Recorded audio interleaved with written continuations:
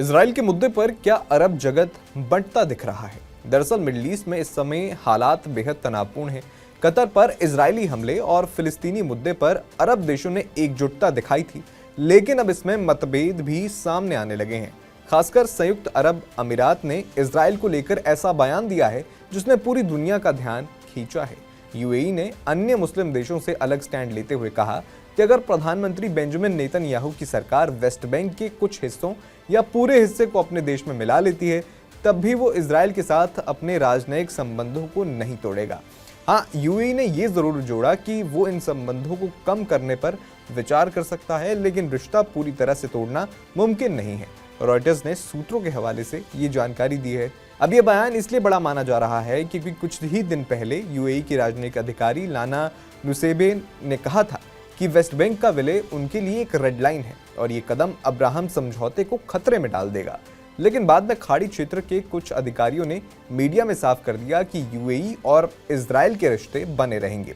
बता दें कि यूएई उन गिने चुने अरब देशों में से एक है जिनके इजराइल के साथ राजनयिक रिश्ते हैं। 2020 में अमेरिका की मध्यस्थता से हुए अब्राहम समझौते, जिन्हें अब्राहम अकॉर्ड्स के नाम से जाना जाता है, उनके तहत यूएई और इजराइल ने रिश्ते बनाए थे। इस समझौते को अमेरिकी राष्ट्रपति डोनाल्ड ट्रंप और नेतन्याहू की बड़ी कूटनीतिक जीत माना गया था।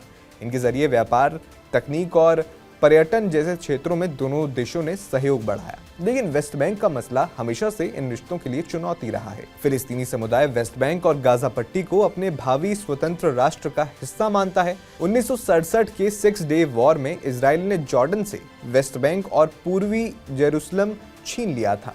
अंतर्राष्ट्रीय समुदाय और संयुक्त राष्ट्र लगातार इसे कब्जे और विलय का विरोध करते रहे हैं। नेतन्याहू की सरकार अब वेस्ट बैंक के कुछ हिस्सों को औपचारिक रूप से इजराइल में मिलाने की बात कर रही है।